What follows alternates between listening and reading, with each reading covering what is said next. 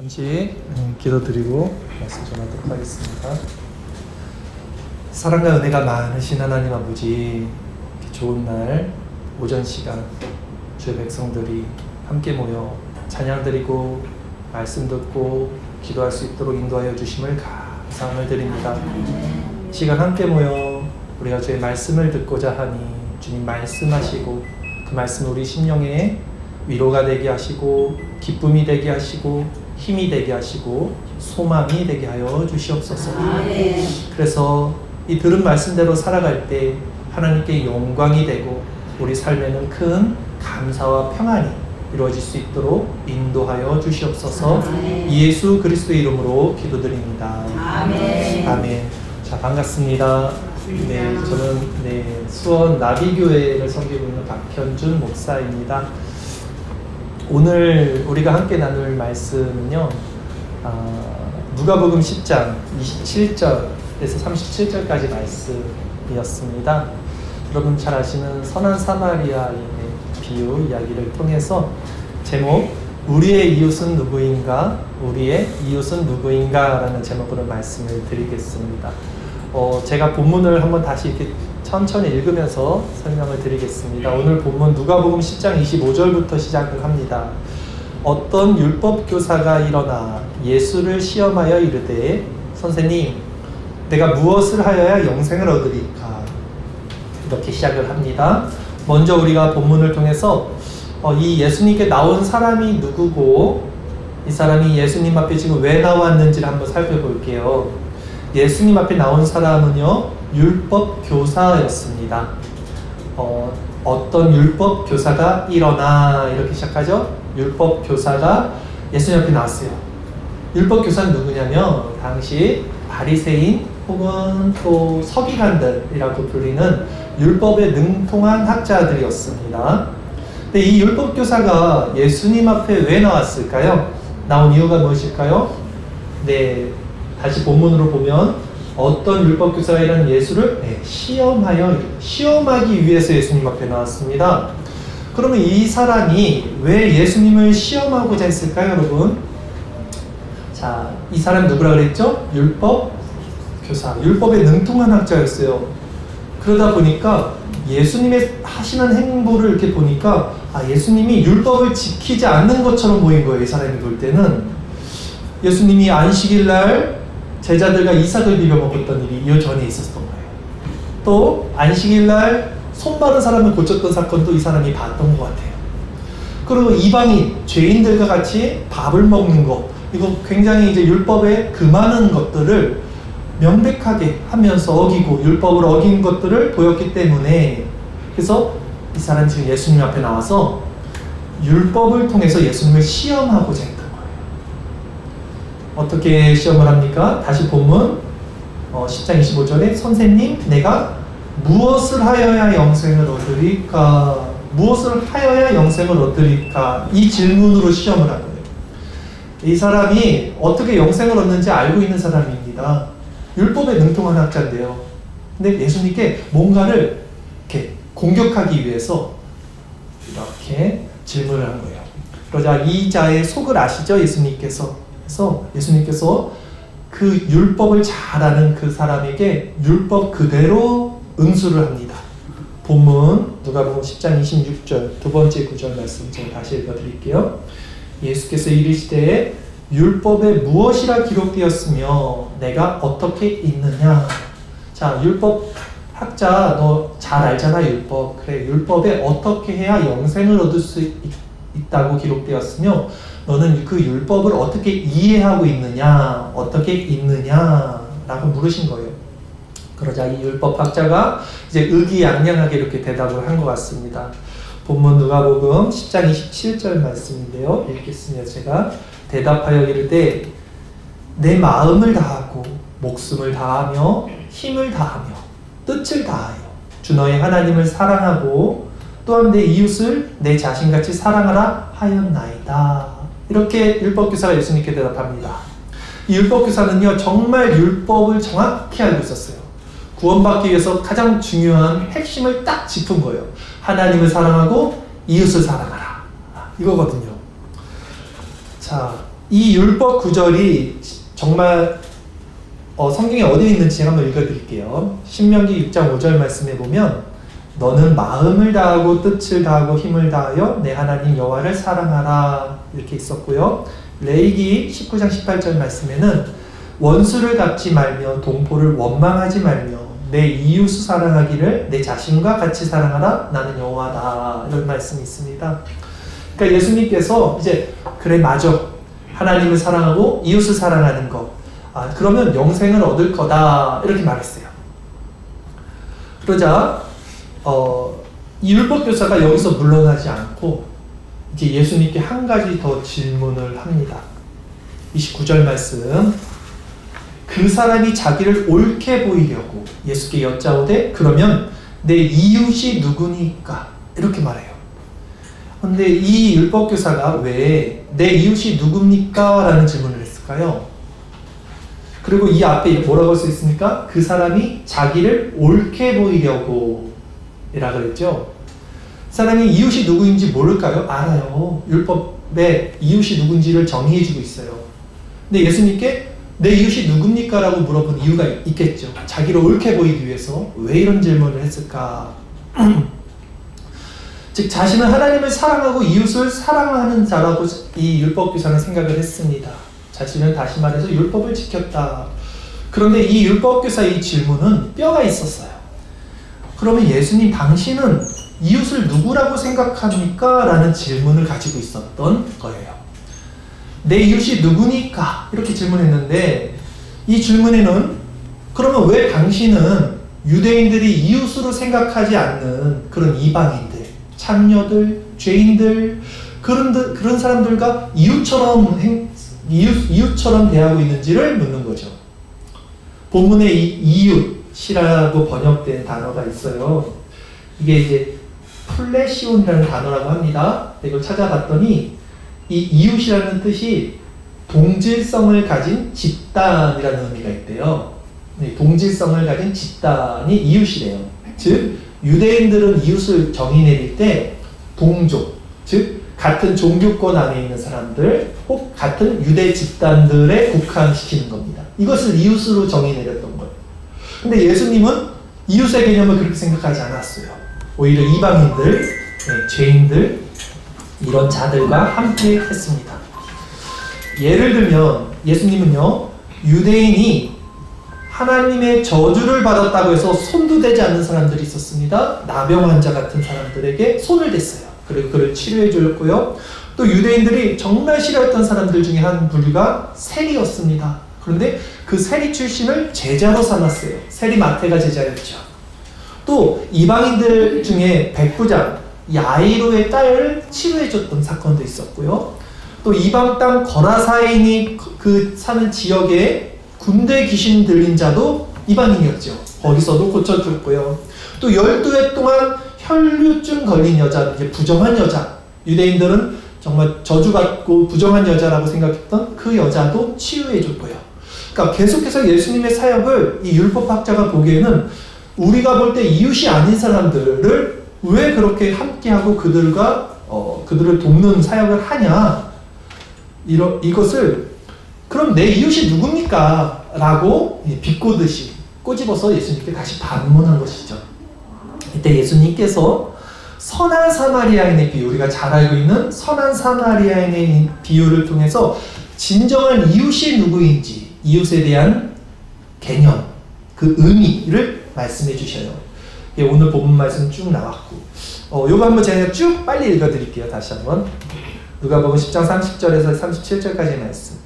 예수께서 대답하여 이르시되 어떤 사람이 예루살렘으로서 여리고로 내려가다가 강도를 만나매 강도들이 그 옷을 벗기고 때려 거의 죽은 것을 버리고 갔더라. 마침 한 제사장이 그 길을 내려가다가 그를 보고 피하여 지나가고 또 그와 같이 한 레위인도 그곳에 이르러 그를 보고 피하여 지나가되 어떤 사마리아 사람은 여행하는 중 거기 이르러 그를 보고 불쌍히 여겨 가까이 가서 기름과 포도주를 그 상처에 붓고 싸매고 자기 짐승에 태워 주막으로 데려가 가서 돌보아 주니라.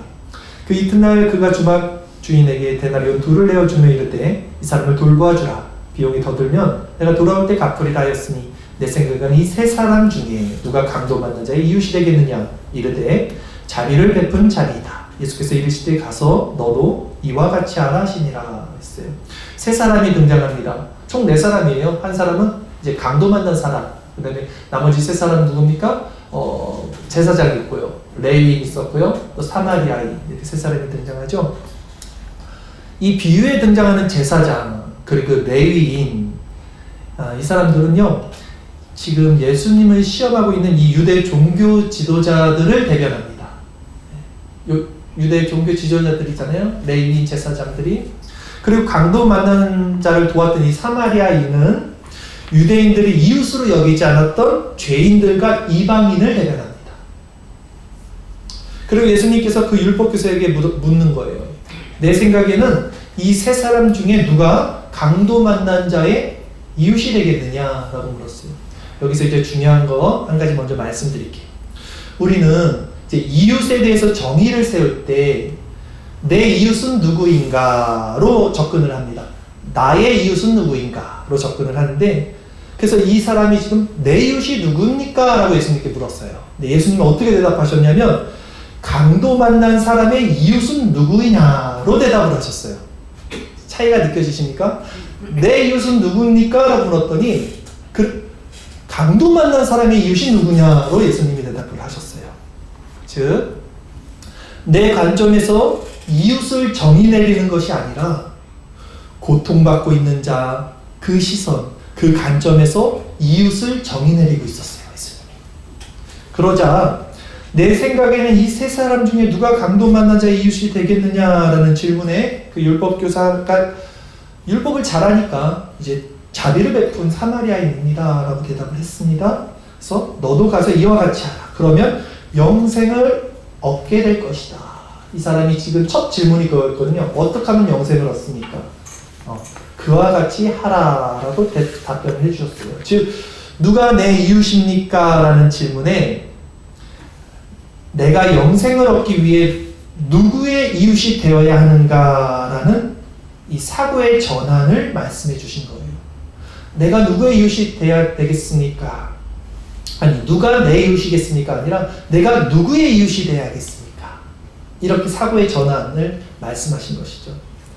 성경은 항상 이런 원리로 우리에게 말씀을 해요. 즉, 내 관점에서 신앙을 바라보는 게 아니고, 내 관점에서 사람을 바라보는 게 아니고, 어렵고 고난당하고 낭망한 사람들, 그런 사람들, 가난한 사람들의 시점에서 우리가 그게 하나님의 시선이니까 우리가 그들을 바라보라라고 말씀을 합니다. 그래서 성경은 뭐라고 말합니까? 주는 것이 받는 것보다 복이 있다. 이것도 마찬가지 얘기죠. 또 남에게 대접을 받고자 하는 대로 너희도 남을 대접하라. 이게 성경이 말하는 가치, 황금률이라고 하죠. 황금처럼 귀한 가르침이라고 해서 황금률이라고 합니다. 그렇다면 이런 관점, 내 관점이 아니라 그 고통받고 가난하고 그 사람들의 이웃의 관점을 통해서 하나님의 마음을 살펴본다는 게 무엇인지를 다시 한번 좀 더 구체적으로 살펴볼게요. 자, 오늘 본문의 이 구조가요, 율법학자와 예수님의 대화로 구성되어 있습니다. 두 사람의 대화로 구성되어 있습니다. 근데 먼저 이 율법학자가 계속 말하는 그 내용이 뭐냐면요, 율법에 근거한 거예요. 율법은 뭐냐면 행위를 갖고 있는 겁니다. 행위. 그리고 그 행위의 근거가 나에게 있는 거죠. 그러니까 내가 행위를 지켜서 구원도 얻고 선행도 하고 영생도 얻는다. 이게 율법이라는 거예요. 내가 행하는 거. 주체가 나예요. 근데 예수님은 어떻게 대답을 하시는 거냐면 그 율법이 아니라 긍휼한 마음, 그리고 사랑, 그리고 그 이웃을 사랑하는 그런 복음으로서의 대답을 하신 거죠.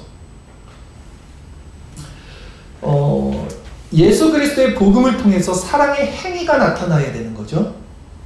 율법으로서의 내 힘으로, 내 의지로서의 행위가 아니라 예수 그리스도의 사랑의 마음으로 형제, 자매, 이웃을 바라보면서 사랑이 나타나야 되는 거죠. 그 사랑에서 순종하는 행위가 나온다는 말이에요. 근데 율법학자는 자기 행위, 자기 의지, 자기 힘, 자기 노력, 자기가 아는 지식, 이것으로 지금 선행을 하고 영생을 얻으려 했던 것이죠. 즉, 그리스도의 복음을 통해서 사랑의 행위가 나타나야 되는데 오히려 율법을 통해서 자신이 그 행위로 인정받으려 한다면 그것은 진정한 율법의 정신이 아니다. 즉 이웃사랑의 정신이 아니다라는 것을 오늘 본문을 통해서 예수님이 말씀해 주신 겁니다. 겉으로 보면요, 행위가 있으면요, 결과가 똑같잖아요. 그러니까 나타나는 행위가 있으면 결과는 똑같으니까 다 속아요. 사람들도 속고 나도 자기 자신도 속아요. 자기 힘으로 사랑을 실천해 놓고 이게 하나님이 주셔서 한 건지 알고 속아요. 그러나 사실 그렇진 않아요. 하나님이 주시는 사랑, 그리스도의 사랑으로 우리가 행위를 할 때 우리의 마음은 달라질 수 있겠죠. 자, 외식하는 신앙은요, 가장 중요한 핵심은 뭐였습니까? 내가 이웃을 정의한다는 거예요. 내가 도울 사람들을 내가 선택하죠. 저 사람 내 이웃이야. 내가 여기까지 할 수 있겠네. 내가 여기까지는 도울 수 있겠어. 내가 여기까지는 선행은 해야지. 다 나 중심이에요. 이게 율법적인 신앙, 자기중심적 신앙인 사람들의 마음의 태도입니다. 이웃을 자신이 정의한다는 거죠. 내 이웃이 누굽니까? 대답하는 거예요. 율법적인 이 신앙은요, 그리스도의 사랑으로 이웃을 사랑할 수 없어요. 그래서 그리스도는 가난한 자들의 친구가 됐고 소외받은 자들, 그 이방인들, 죄인들의 친구가 됐는데 이런 자기중심적 마음을 갖고 있는 사람들은 절대 그런 예수님의 마음으로 이웃을 사랑할 수 없습니다. 그것이 오늘 본문에 나온 율법교사가 이웃을 바라보는 관점이었어요. 이웃을 사랑하는 이 율법적 행위 결국 자기 자신을 사랑하는 마음이다라는 것이죠. 그러나 그리스도의 사랑을 통해서 그리스도의 눈, 그분의 시선, 그분의 관점을 통해서 이 행위를 나타내는 자들은요, 이제 자기 안에 있는 자기 그 아웃라인이라고 그러죠. 자기가 도와줄 수 있는 사람이 아니라 정말 고통받는 사람들, 정말 소외되어 있는 영혼들의 시선이 갑니다. 그리고 그것이 바로 예수님의 관점, 예수님의 시선이라는 것을 그들이 알고 있기 때문이고 그것이 이제 우리들의 시선이 되어야 할 것이다 라는 것이겠죠. 그러기 위해서는요, 우리가 어떻게 합니까? 성경을 통해서 예수님의 모습을 보고 봐야 돼요. 예수님이 어떻게 행동을 하셨고 어떤 말씀을 하셨고 어떻게 살았는지를 이렇게 보면서 예수님의 그 삶을 묵상하고 예수님의 그 성품을 묵상할 때 예수님의 관점은 이렇구나, 예수님의 시점은 이렇구나, 예수님의 마음의 사랑은 이렇구나를 우리가 이제 받게 되는 거죠. 그렇지 않으면 우리가 계속 내 힘으로 하려고 하고 내가 뭐든지 주인이 되려고 하는 그런 죄성이 인간들에게 있어요. 자, 우리가 예수님을 묵상할 때, 예수님을 바라볼 때, 성경을 통해서 그분을 마음에 담을 때, 그럴 때 이제 내 힘으로 이웃을 사랑하는 것이 아니라 하나님이 주신 마음으로 이웃을 진정 사랑할 수 있게 된다라는 것입니다. 안양 호스피스 성교회 안호선이라고 말을 하죠.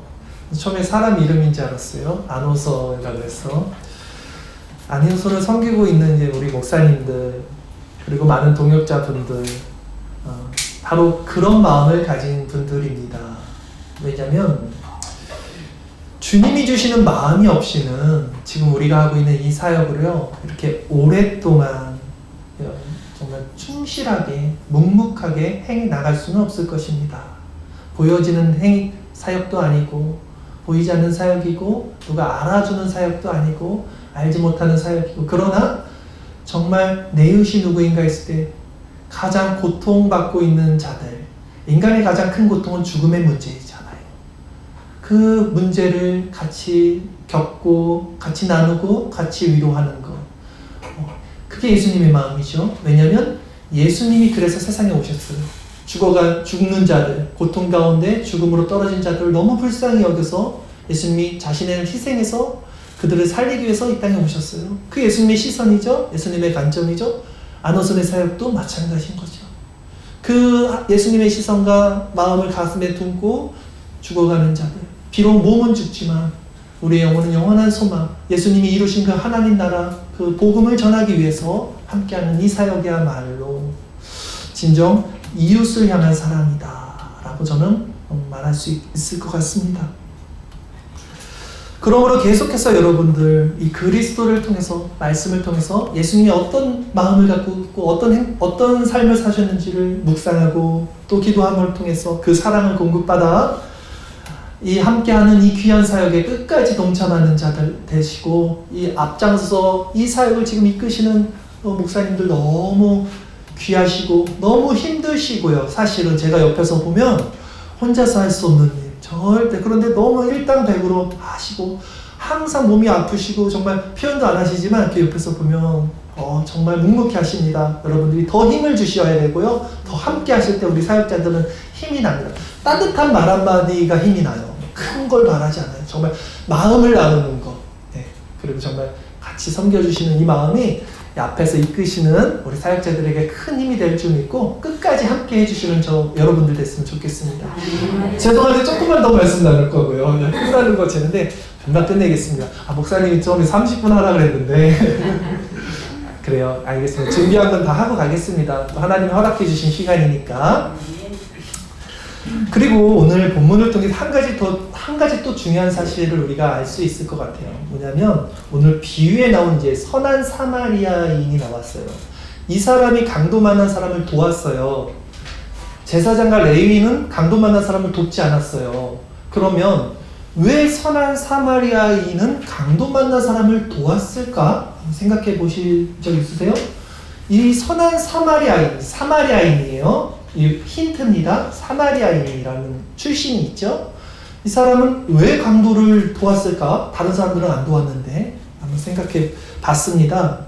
왜냐하면요, 이 사마리아인이 강도 만난 사람을 도울 수 있었던 이유는 이 사마리아인의 마음이 굉장히 낮아져 있었기 때문일 거라고 저는 생각이 들었어요. 왜냐하면 사마리아인이라는 것은요, 유대인들에게 멸시받은 사람들, 천대받은 사람들, 늘 고통 가운데 있던 사람들이 사마리아 출신 사람들이에요. 너네들은 잡종이야, 피가 섞였어, 이방인들이야 하고 개 취급한다 그랬거든요, 유대인들이.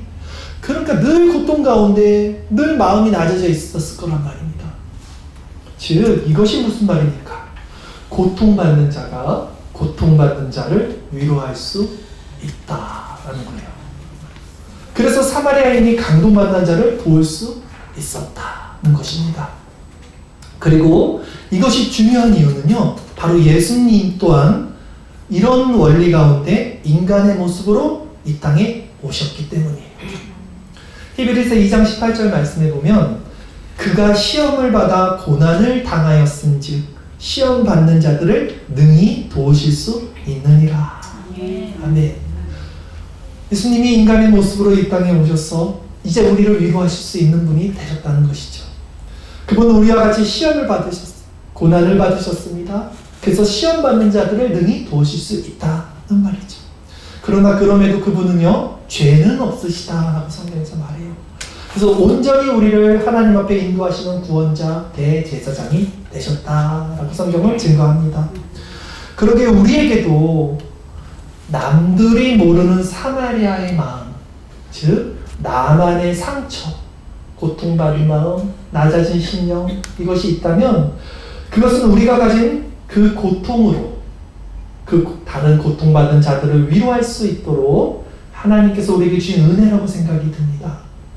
고통받는 자가 고통받는 자의 마음을 알 수 있을 거 아닙니까? 우리에게 준 하나님의 고통이, 그 가시가 결국 그들을 위로하라고 하나님 우리에게 도구로 쓰임받게 하려고 주신 것이 아니겠습니까? 성경에 나오는 야곱 아시죠? 야곱이 절름발이가 됐습니다.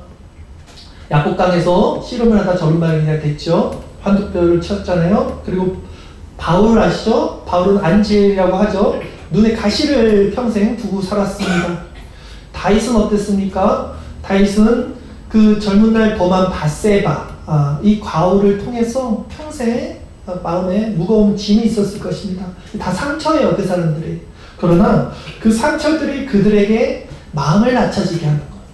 하나님을 경외할 수 있게 하고요, 자신이 누구인지를 늘 깨닫게 하는 은혜의 표가 되었던 것이죠. 마찬가지로 하나님이 우리에게 주시는 그 고난과 상처를 통해서 우리는 더 우리 자신을 겸손하게 낮추고 이웃의 마음을 헤아리고 하나님을 경외할 수 있는 자들이 될 수 있다는 것입니다.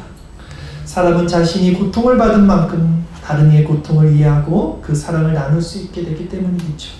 그러기에 그리스도인은 자신의 약점이 그리스도 안에서 강함이 되는 자들이다 라고 성경은 말합니다. 고린도서 11장 30절 말씀에 바울이 이렇게 말해요.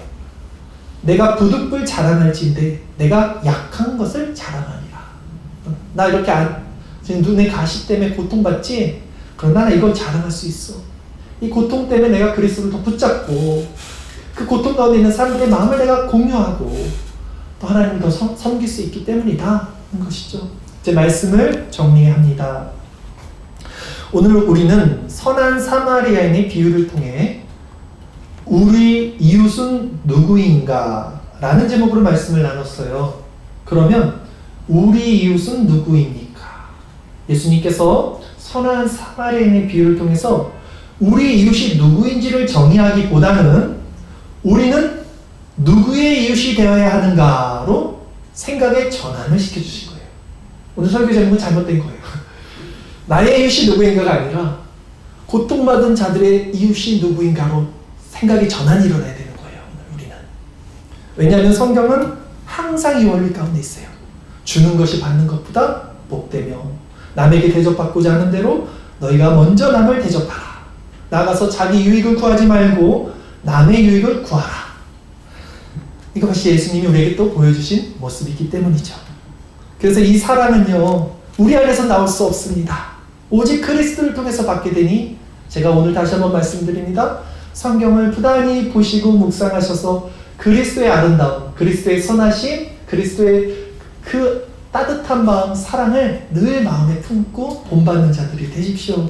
아멘. 그래서 아멘을 크게 하시면 또 끝내야 될 것 같은데 정말 끝낼게요.